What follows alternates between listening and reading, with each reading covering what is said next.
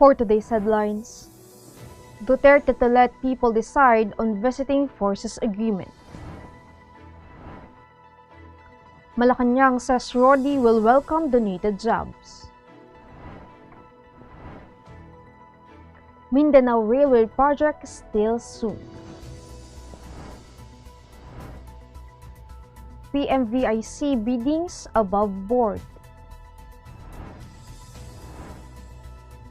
2 dead, 3 wounded in shootout between cops and PDEA agents. Tiger Woods cheats death. Pinoy pop group promotes local culture. Easterlies to bring warm weather. Good morning, I am Sandy Locos and you are watching Tribune News on Q. Today's Thursday, February 25, and now the news. President Rodrigo Duterte said Wednesday he will let the people abrogate or renew the Visiting Forces Agreement, which is now under high-level discussions between Filipino and American officials. Duterte asked Filipinos to express their views in fora or through the 8888 Citizens Complaint Center. The people can enter their objections and comments on the agreement. The president admitted that he has yet to decide on what to do with the VFA because he wants to hear what the people will say. Earlier, Duterte demanded that the United States pay up if it wants to keep the VFA with the Philippines. Under the VFA, American forces can enter the Philippines without passport and visa to allow them to participate in joint military drills in the country.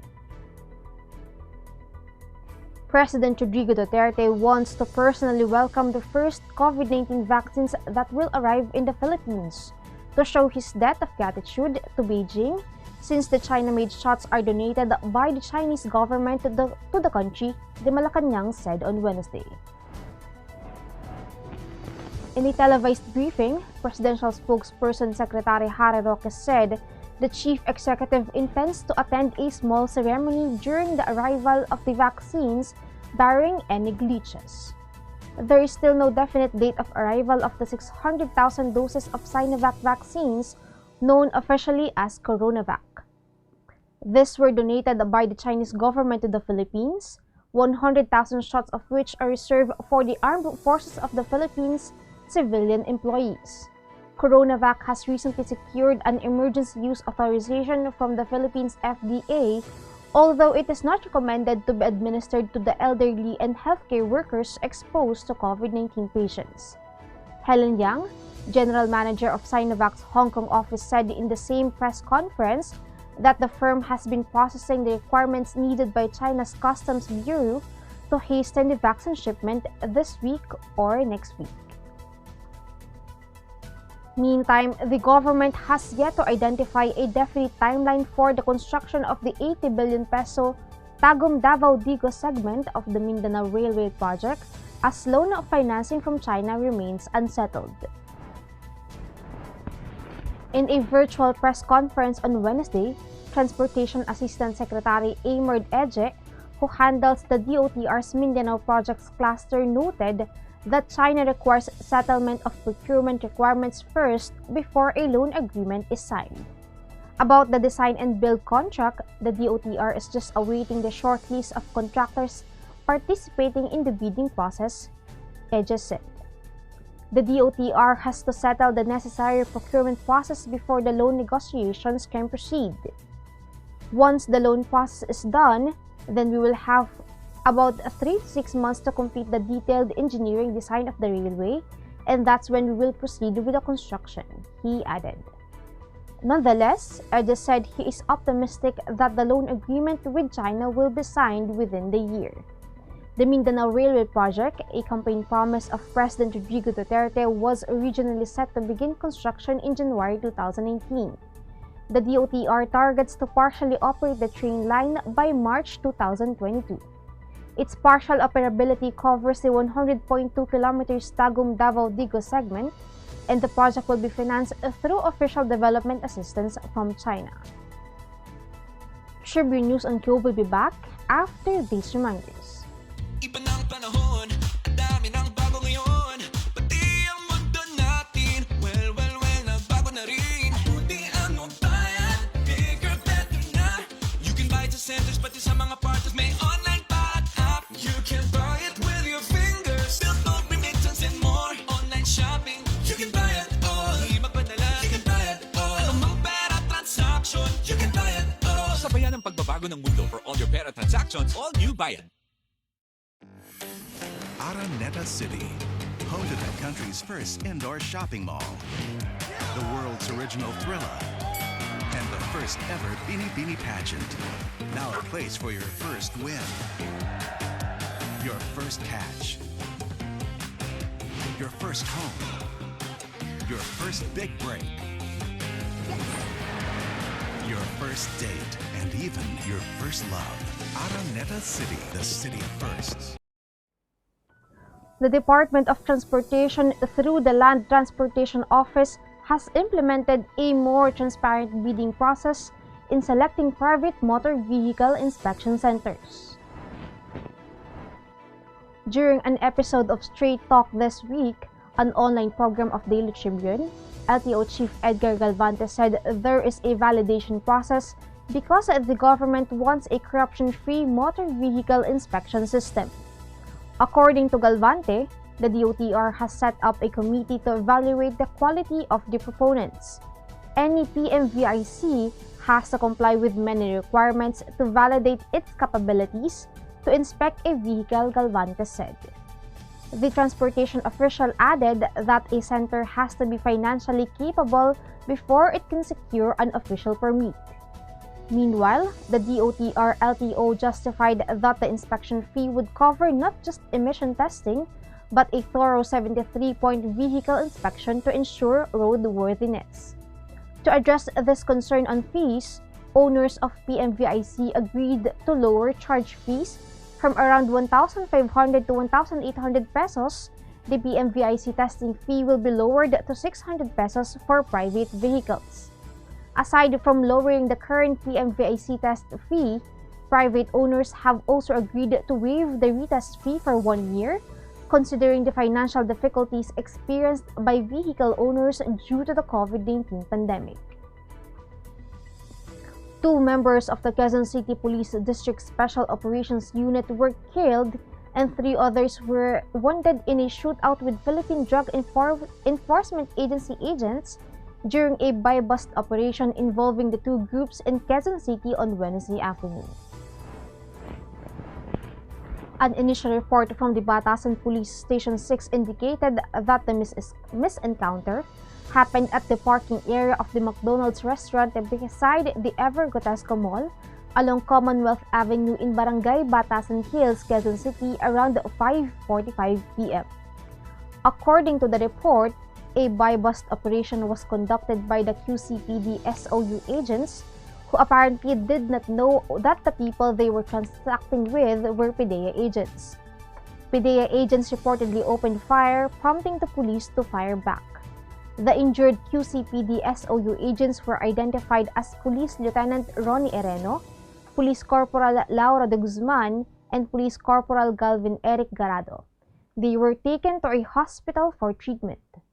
The Philippine National Police Public Information Office released a statement saying that a joint PNP-PDEA Board of Inquiry will be formed to determine what transpired and who should be held liable from the incident. PNP Chief Police General de Bolsinas also appointed the Criminal Investigation and Detection Group as the lead investigating body.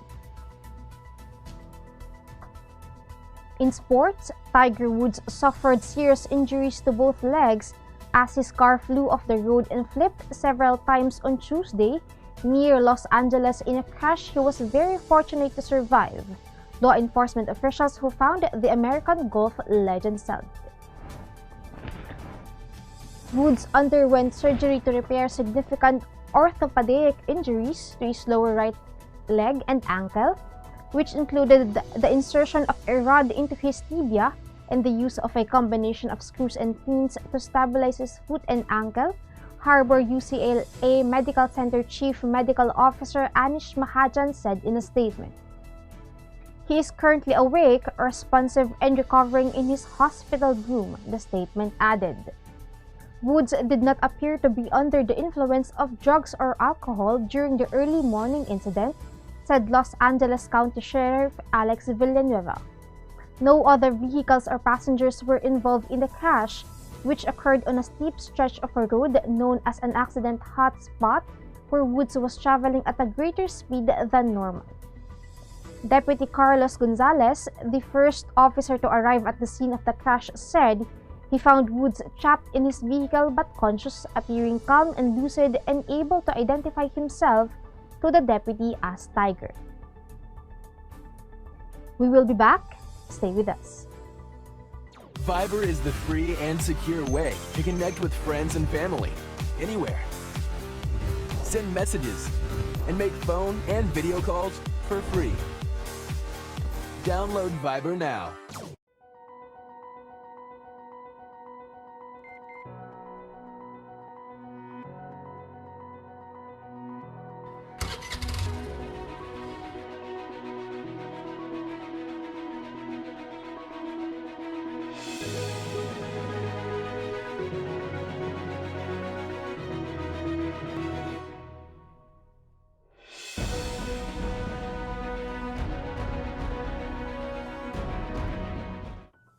Their first single may be titled K-Bye, but there is every reason to say hello to this new breed of Filipino talent. The 9-member P-pop group Alamat fuses modern music with cultural aspects of the Philippines. Viva Entertainment first introduced the group in November 2020. Its 9 young male members have diverse roots. Taneo is from Kalinga, Mo is from Zambales, Jao is from Pampanga, Hin is from Quezon City, RG is from Eastern Samar, Valfer is from Negros Occidental, Gami is from Bohol, Tomas is from Albay, and Alas is from Davao City. Their local cultures will enable them to expand the audiovisual branding of Philippine pop music by combining both Western and K-pop tropes and translating it to local music using the modern and traditional sights and sounds of the country's very own. Alamat members wear Pinoy pride in all aspects of their performances. They promise to deliver an exceptional Pinoy-centric experience to their fans, who are aptly named Magiliw. Alamat flourishes under Viva with the creative direction of Ninuno Media, which said Alamat was formed under a counter K-pop concept, which uses the K-pop formula of intensive training, audiovisual music, commercial appeal, yet promotes Filipino culture and sensibilities. It is already loved by Filipino fans as it has garnered 376,000 views on YouTube as of writing. The weather is expected to be sunny with a low chance of rain due to the Easterlies today, according to Pag-asa. The Easterlies is expected to bring partly cloudy to cloudy skies with isolated rain showers in Metro Manila and the rest of the country. There is a low chance that any weather disturbance will form until the end of February. The northeast monsoon, however, is weakening, but it is still expected to bring cold weather in the next 2 to 3 weeks, but not as strong as before, as the temperature is not as low and with only the eastern portion of Luzon and Visayas affected. Meanwhile, La Nina is expected to last until April. And that wraps up the stories this morning.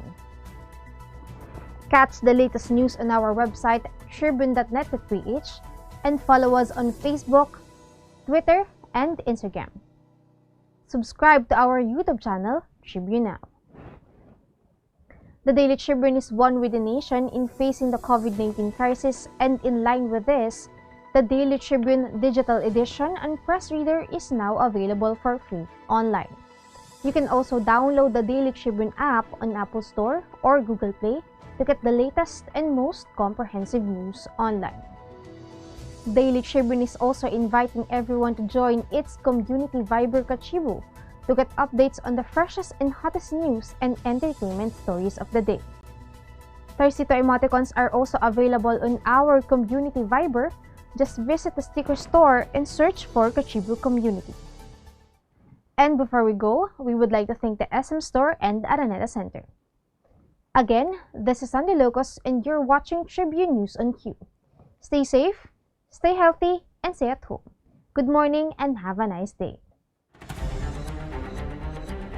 I am Elmer Navarro Manuel. Coronavirus case. I am Sandy Locos. Duterte, dadalo. Si Ray Sanchez. Good morning, I am Vernon Velasco. Only government authorized to Magandang hapon. Ako si Pauline Soko. Ospital naghahanda para sa COVID. Ako si Luis Minsan at ito ang Tribune News. Si Ramsey may mensahe kay Andrew. Ako si Jomel Garner. At ito, Pagsali sa face-to-face prepare to fund. COVID cases pumalo sa 7. Missed the chance to acquire 10. Luis Lisa. si Jomel Garner. Ako si Ray Sanchez. Vernon Velasco. Ako si Pauline Soko. Sandy Locos. I am Elmer Navarro Manuel and this is Tribune News on Q.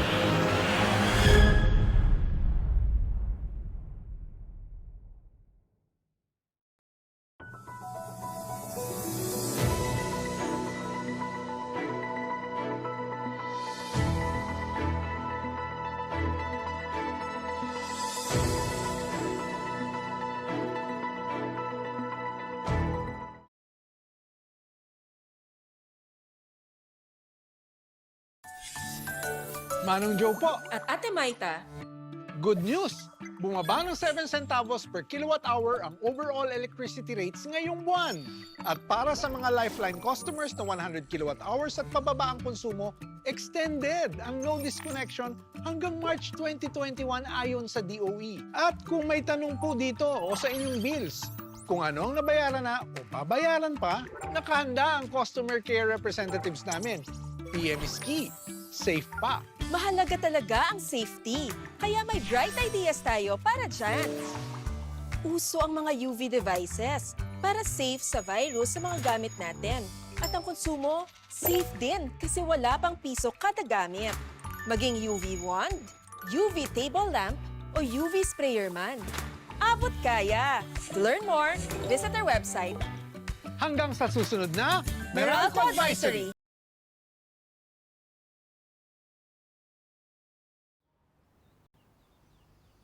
Magsha-shopping na lang ako! Hashtag 143SM. Call to deliver. Hello, can I get the following? One pink chair, bed sheets, na pink yung sofa, tapos slide, size 8, pajamas na blue. Oh, don't forget my... Hashtag 143SM. Call to deliver. Wait lang, okay ba yan? Anything at the SM store, ma'am. Call to deliver. Kuya, pwede rin ba ako magpa-deliver sa ate ko sa Taguig, tapos sa friend ko sa Davao, tsaka sa... cancel ko sa Lipa? Okay ba yan? Kahit saan po, pwede kami mag-deliver. Call to deliver.